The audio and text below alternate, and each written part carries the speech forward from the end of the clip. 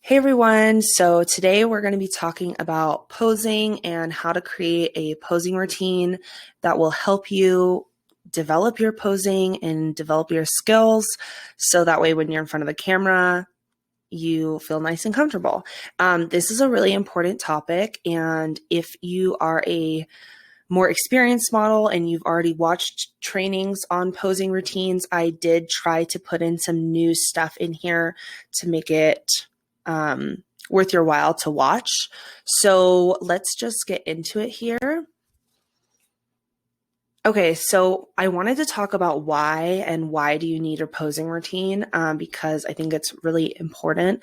And I don't think it's something that you might think about, but it's really important to create a posing routine that works for you because it builds up muscle memory. And so when you're in front of the camera and you're nervous or you're stressed or X, Y, and Z, it's hot out, it's cold out, your body just knows what to do and you don't have to rely on brain power to come up with new poses. Some photographers will help you pose, some don't help as much. It just kind of depends. So you want to make sure going into a photo shoot that you know at least, some poses or have some poses kind of in the back of your mind. And it's also a great way to learn new poses and memorize those, if you will. So that's why it's super important. And let's talk about posing basics. So something we've talked about before, if you're new, you might not have heard this before. If you're a returning model, you definitely have heard me talk about anchor points before. So anchor points are a point on your body where your limb meets another part of your body. So for example, your hand on your hip is an anchor point, or hand on top of the head or something like that. That's what we call anchor points. And we'll get a little bit more into anchor points on the next slide. So just for now, we'll stick with that definition. Another thing that you can learn, which is probably something new, especially to returning models, is talking about illusions and how you can learn to create illusions with your body. So that's something you might want to think about or might want to incorporate into your posing routine. For example, if you want to make your hips look smaller then and you're facing towards the camera, then, bending your hips and pushing them backwards will make them, moving them away from the camera will make them look smaller. And if you want to make them look bigger, slightly pulling them towards the camera and pulling your shoulders back, hips in front of shoulders, that would make them appear bigger. So doing stuff like that, if you want to really get into the dynamics of posing and, say you want to look curvier in pictures or you want to have a more straight, look in photos, you can practice those kinds of illusions. The last thing that I want to kind of bring to your attention when it comes to posing is body awareness.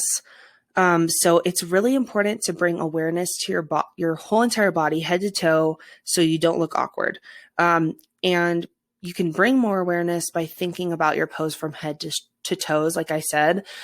So when you're doing your posing routine, think about what your head is doing and think about which angle your head is at, or like I said, what kind of illusion are you creating? Think about what your legs are doing. Think about what your feet are doing. Are your toes pointed? Are they flexed? Are your knees bent? Are your elbows bent? So sometimes walking through a pose from start to finish, head to toe, like I said, will help you feel more comfortable and have more awareness when you are posing. So those are some things to think about. And now we can kind of go into those a little bit more. So let's talk about anchor points and the importance of anchor points. I have two examples of anchor points. I used to have like a whole slide with like tons of references, but I figure you guys kind of get the idea of what an anchor point is, but the importance of anchor points. So using multiple anchor points and changing them up not only makes your posing more dynamic, but it also makes changing poses easier. So if you look at that first photo, which is in black and white, and her hand is on her head, think about if she just brought her arm down and both of her arms were, out of frame like that, just down. The pose wouldn't be as interesting. It wouldn't be as dynamic. Same thing with the photo on the right. If her arm that's up on her waist was just hanging down, the pose would tell a much different story, right? So, and then as far as changing poses, if you have your arm like this, on your head, how it is in the first photo, you can go from here to here. It's a completely new pose and you only changed one portion. So it's really fun, maybe in your posing routine, which we'll get into, if you start with one pose and see how many times you can switch the pose without, completely switching poses, if that makes sense. See how many you can flow together. And in the future, I will be doing another training on posing and flow. But for now, if you want to know more about that and how to kind of flow through poses and everything, check out the link that I sent you when you got signed with all the previous trainings. Or you can click on the playlists in my YouTube. So yeah, anchor points are very, very important. Changing your anchor points is very important. You can have anchor points with your hands and you can have anchor points with your feet. So don't forget that. You can always bring a leg up, cross a leg over, anything like that. In the next slide, I'm going to be quiet and it should play a video of a supermodel. Her name's Coca Rocha. She's awesome. She's really famous for her posing, and I want you to see how she flows. And for a portion of the video, she doesn't use anchor points, but for the most part, she does. So I just want you to see kind of how her poses change and how wild she gets with these anchor points. So let's check it out.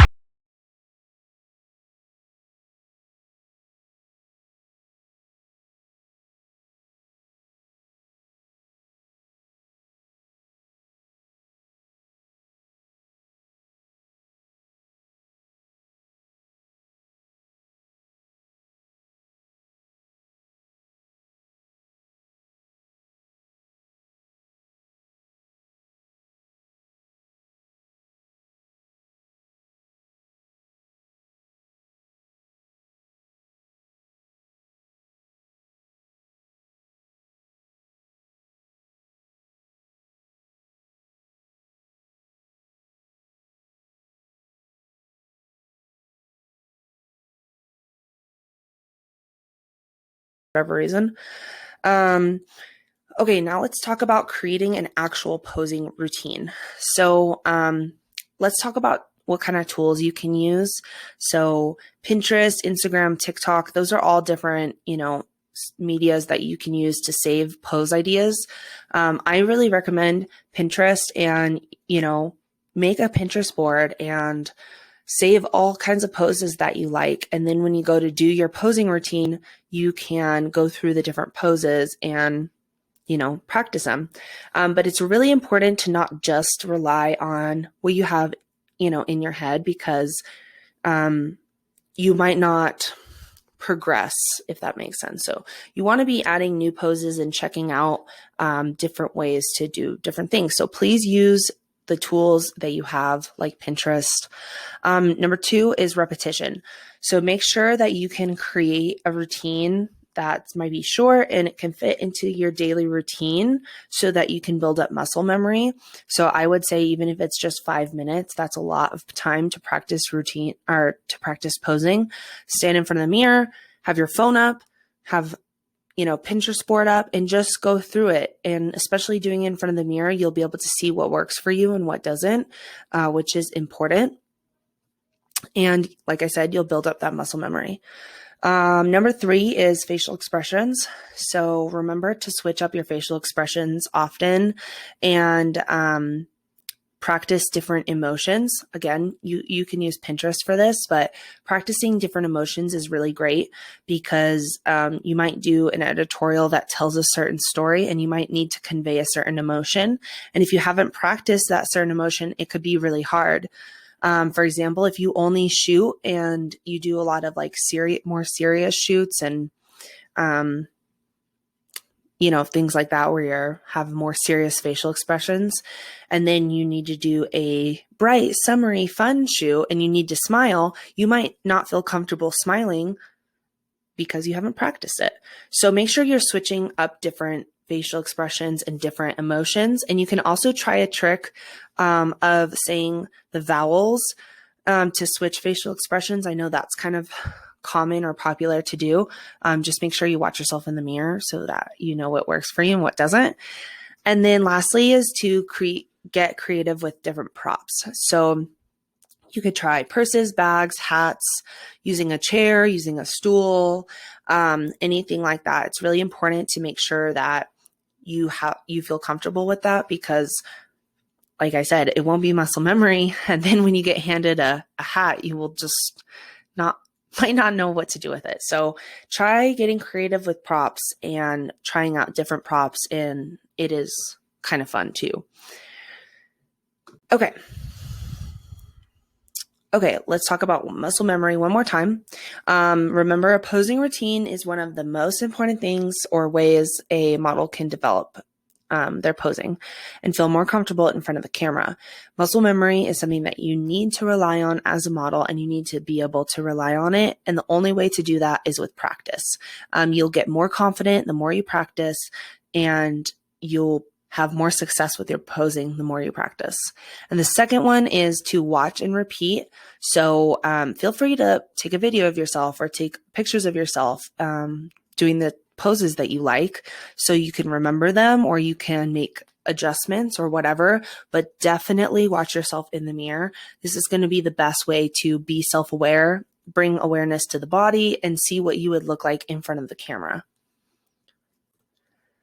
And then lastly, linked in the email, and if I remember, linked in the YouTube video, will be the Pinterest inspo board for posing. So definitely go check that out. If you don't want to make one yourself, you can check out the one on the Schwartz Media Pinterest, and it'll have a bunch of different poses that you can try out for your next posing routine. So I hope that helped, especially for new models who maybe haven't done their first photo shoot yet, or are getting ready to do their first photo shoot. Hopefully this helps a little bit with posing, and I want to do a more in-depth training. Maybe I'll do that next week on posing, going really into depth on illusions and different types of poses. But this is kind of a basic one to start developing your posing. Make sure you check out the demo video in the link, or in the below, like the Coco Rocha video, and you check out the Pinterest board. And if you have any questions, send me an email. But that is it for this week, and I will talk to you guys next time.